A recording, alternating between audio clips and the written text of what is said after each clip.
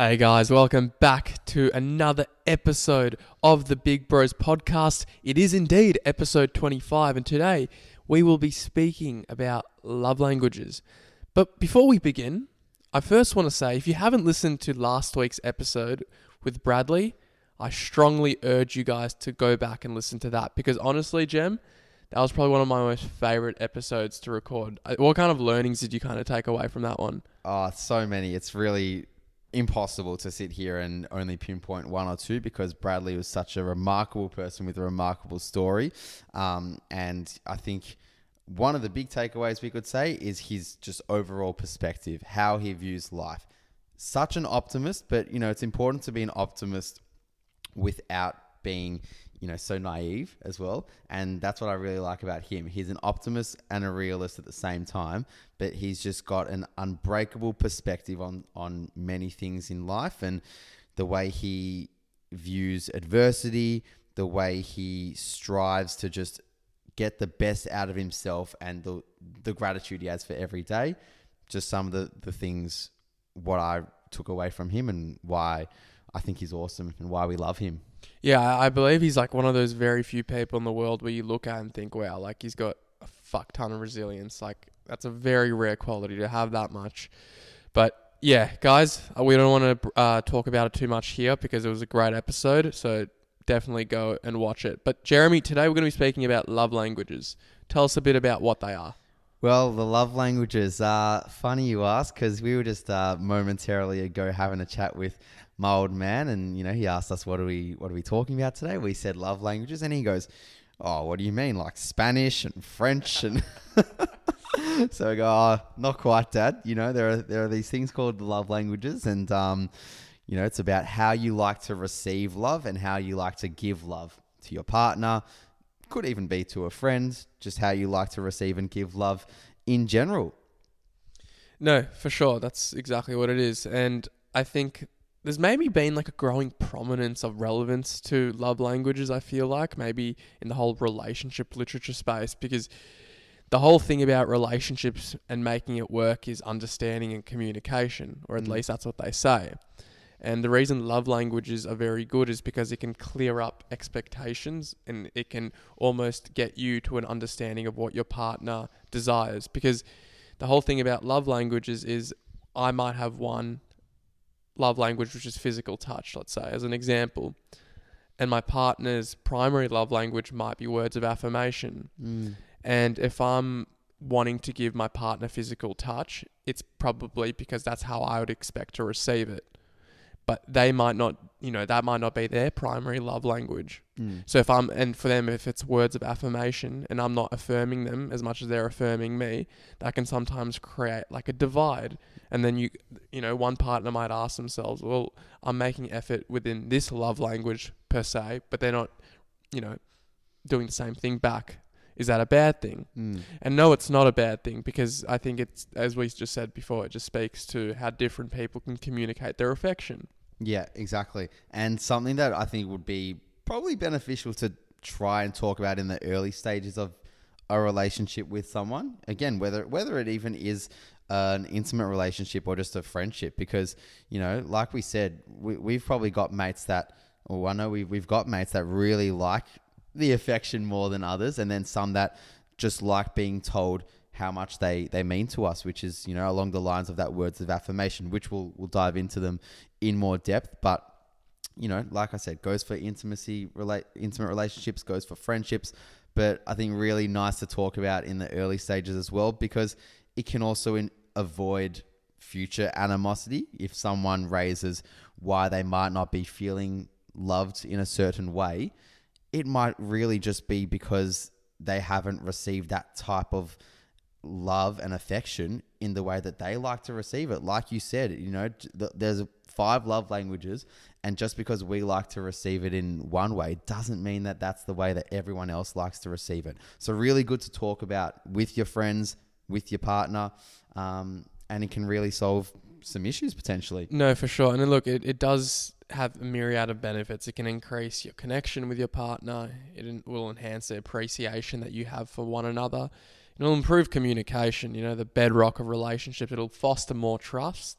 And as we just said before, it can manage that magic word of expectations.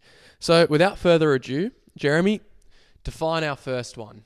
What's our first love language we're going to speak about? First love language is words of affirmation. And words of affirmation speaks about expressing affection through words, through spoken words.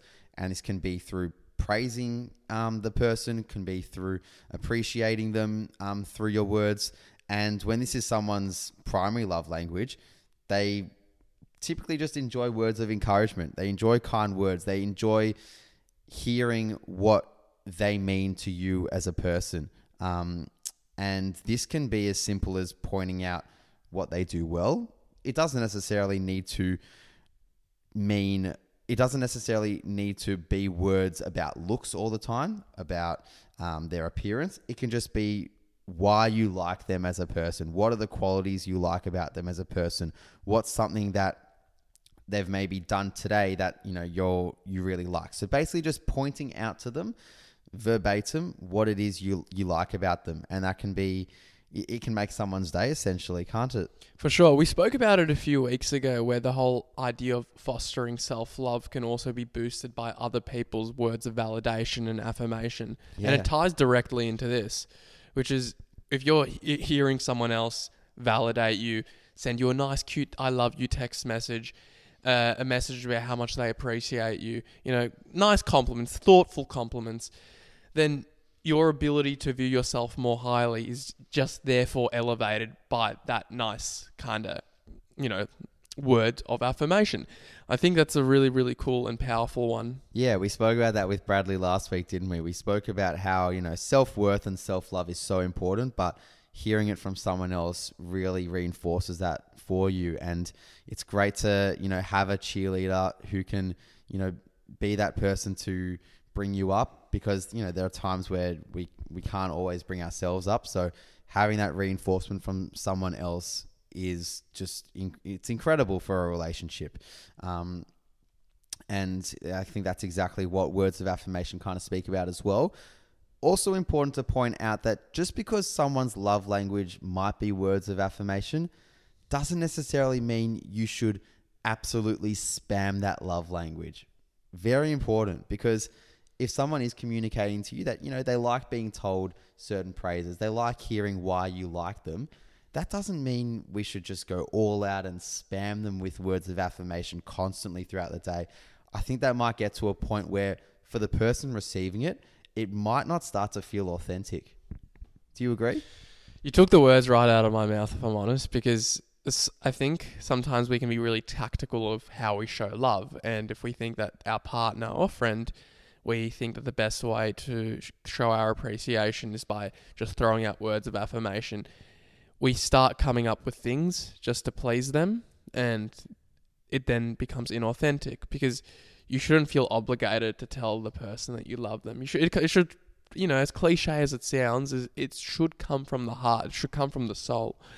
And with things like words of affirmation, you can feel someone's energy when they say a genuine compliment. We've all met people in life, just outside of a relationship context, that are really good schmoozers. They love to talk you up, because you can tell there's an energy about them in that they either want something from you or they're just being fake. So I think with the whole words of affirmation thing, it's important to note, and I think this is important for all the love languages. It's like you don't spam them necessarily, but you do it from a place of, from integrity, from you being a genuine person, from you wanting to do it rather than you feeling obligated to do it, because people can sense that shit. And I think if you want it to be effective, well, make it authentic. Yeah, and I think pinpointing what pinpointing what to say, when to say it, really makes a difference. Like, if someone is doing something for you, I don't know, could be they're making pancakes for you in the kitchen, right? I think maybe saying, if you want to praise them in that moment, say something about that they might enjoy. not something completely different out of the ordinary. Like, so I think pinpointing what it is you're saying to them, what it is you're praising them about, makes a difference as well. It shows that you're a little bit more thoughtful in terms of what those words of affirmation actually are. I couldn't agree more. I think, honestly, even putting effort into, like, for example, if you've got a partner and they make you feel a certain way, you know, you tell them, you know, I really love and appreciate that you do this for me. I love and appreciate this about you.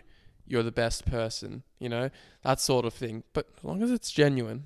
But really, I think as soon as you put more thought into it, why you're saying what you're saying. Why you're saying what you're saying is you remove the chance that it might be perceived as disingenuous. Yeah, no, I like that. Mate, what's the second love language? Second love language is quality time. So a bit self-explanatory, but the whole idea there is that the person you're with, they want that undivided attention.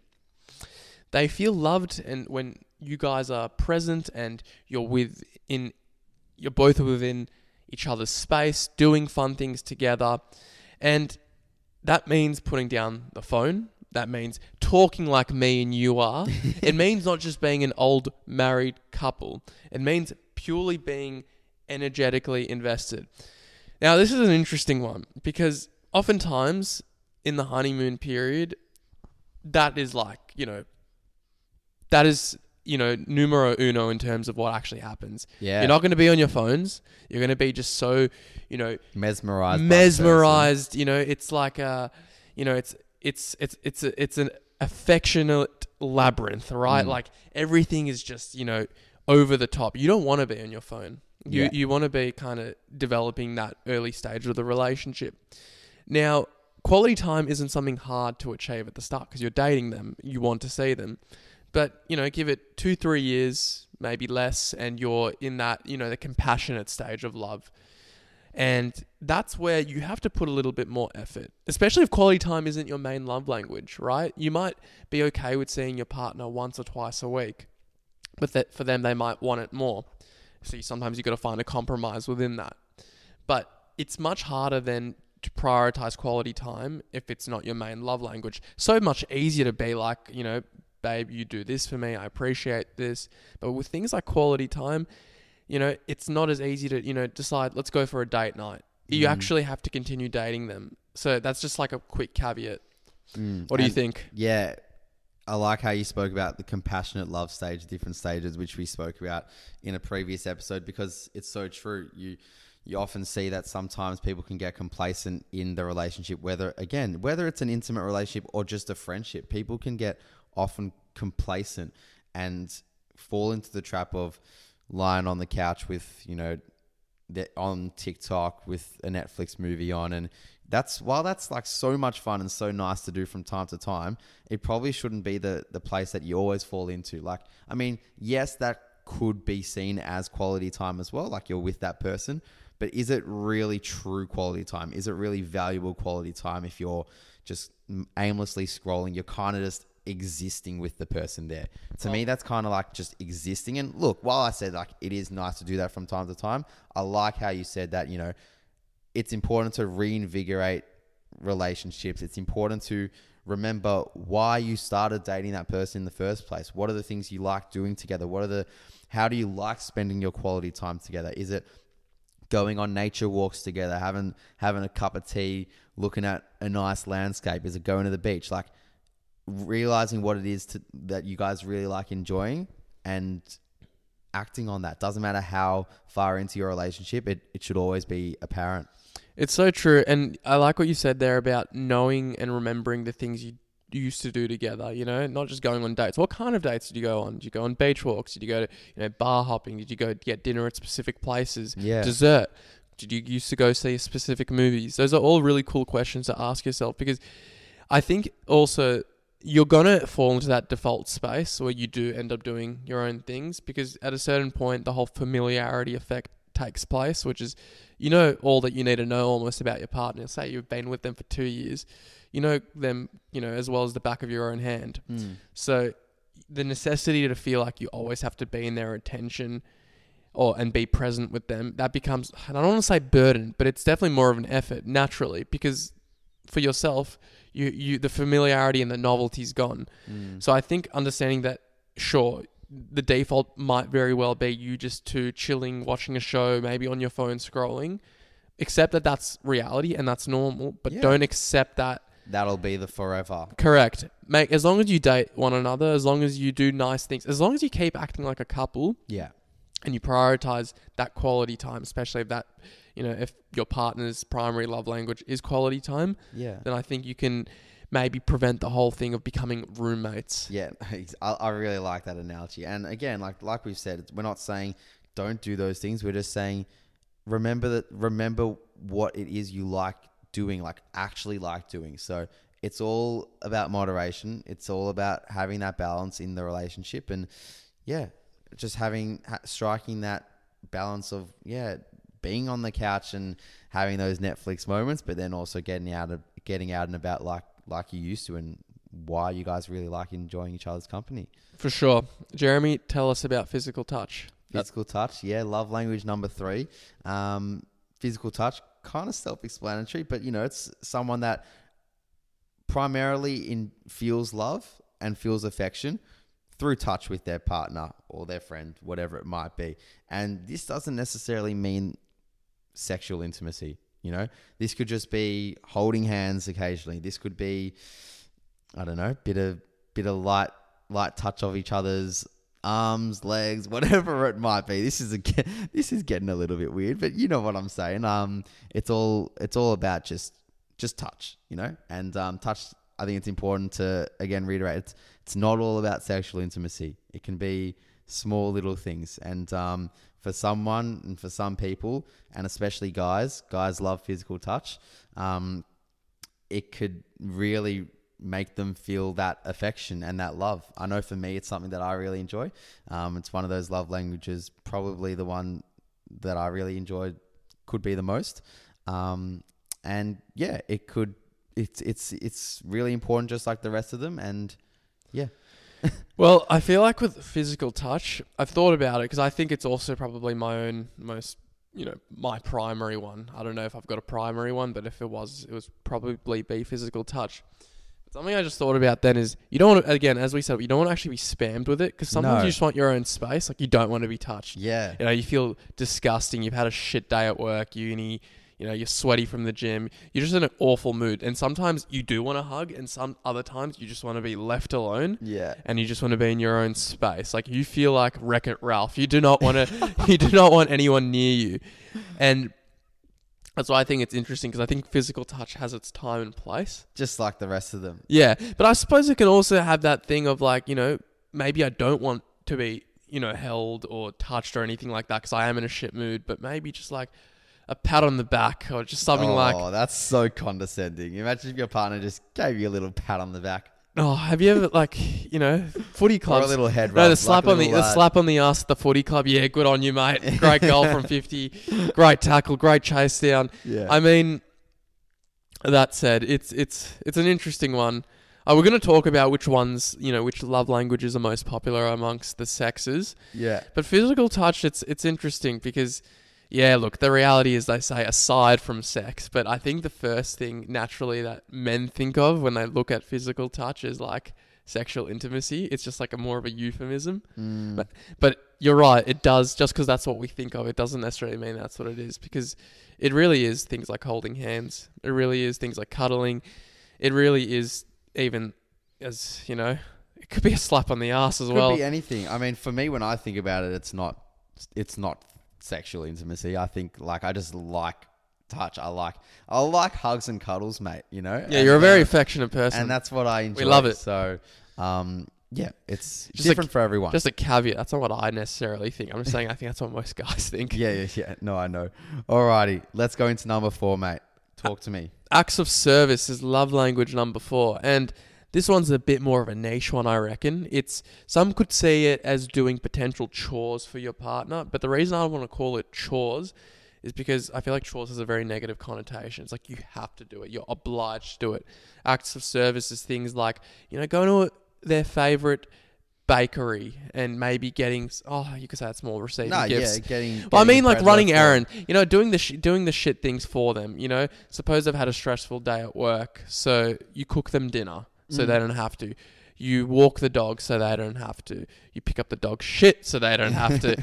You vacuum the house. You fill their car up with fuel so they don't have to the next day. It's really things that you're doing to make your partner's life, frictionless. Yeah. Remove the things that are complicating their life. Make their day-to-day a bit easier. And I think that's such a underrated love language, the whole thing of acts of service, because when you're in a committed long-term relationship and you both have a duty to one another to build something sustainable, I think acts of service beyond physical touch, beyond words of affirmation is so crucial, because it can really help you get on with the day-to-day, right? It might be seen more so when, I guess, maybe you're living with people, like whether you're living with a mate, whether you're living with a partner. I think maybe this love language shines through a bit more in those circumstances.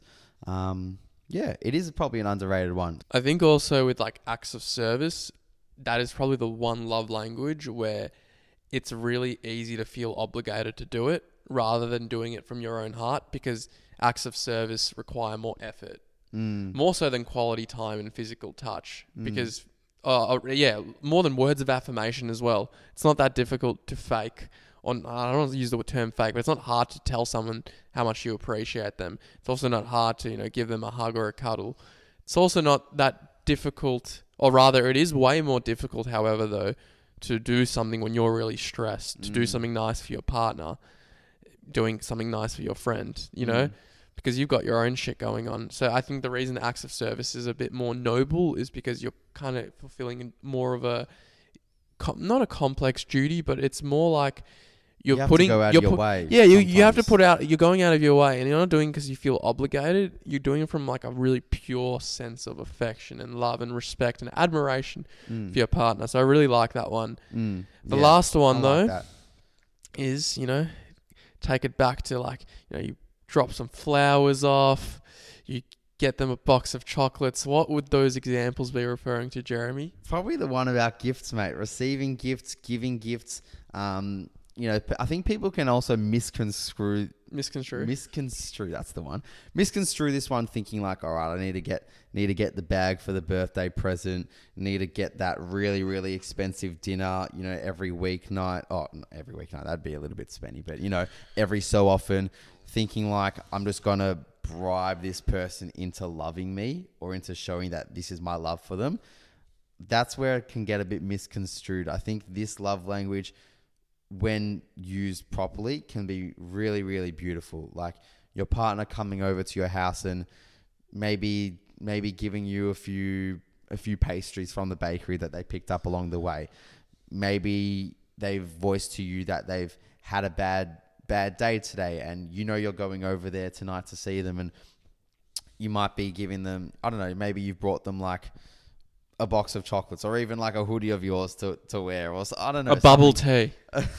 A bubble tea, something small. Sometimes receiving gifts, just small ones, it can just mean the world. So not necessarily it's not a monetary value thing. That's the way I look at it. It doesn't matter the monetary value. It's more the thought that comes with the gift. Does that make sense? No, definitely. For me, I think I'm naturally more sentimental than I am materialistic, in that I'd rather something less extravagant if I know that there's a bit of thought into it. For example, have I received this gift because maybe I mentioned how useful it would be, or does this gift capture something unique about the dimension I have, or of a dimension I have in my, in my relationship. Almost like what you would do for an anniversary present. You do something a scrapbook of all your favorite memories. Yeah. You could classify that as a nice gift, but for me, that's way cooler than, maybe a new fucking iPhone or something a bit more, expensive, suppose. But yeah, I mean, it depends.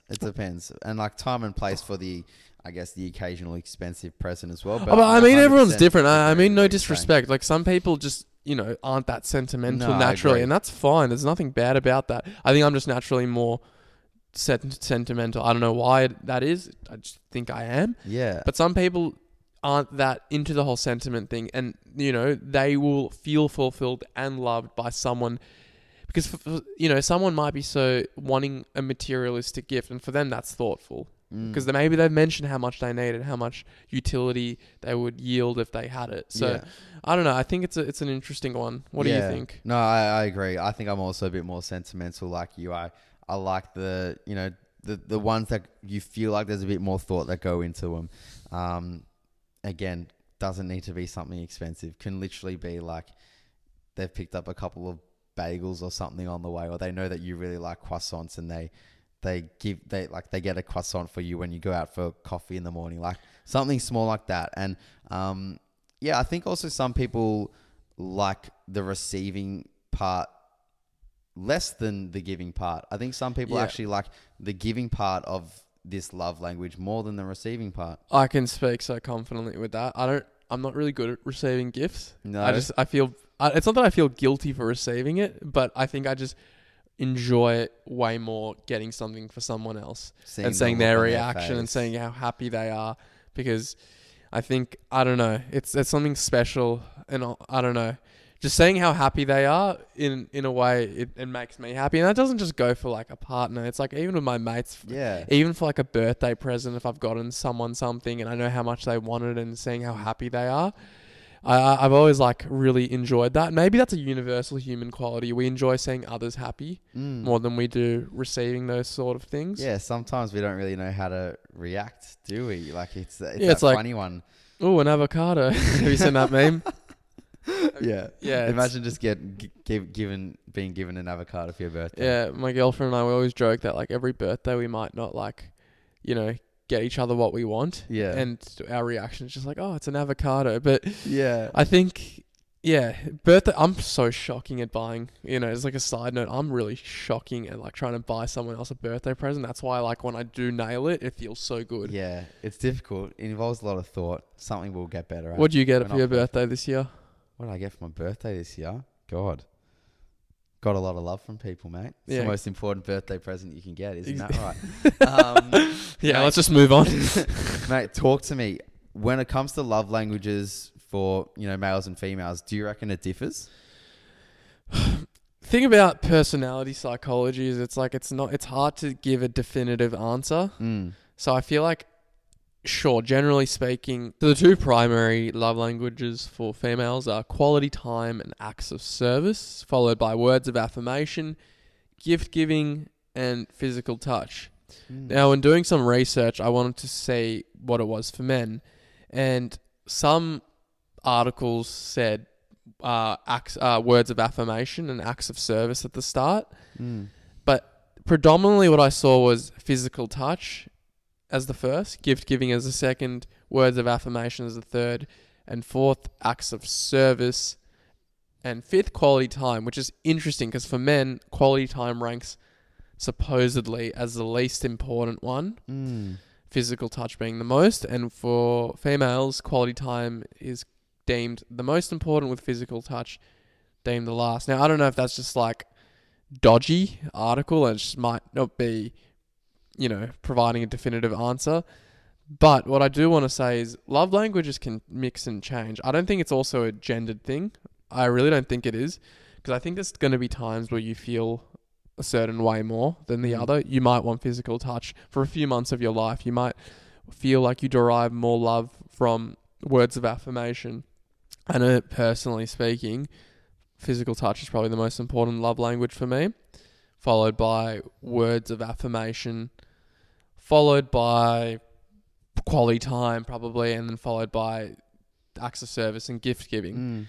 I don't know if you're the same. Yeah, I think I'm actually pretty similar. Yeah, I like physical touch. I've got a bit of a deep question though. Yeah. Why do you reckon physical touch supposedly ranks higher amongst guys than it does against girls?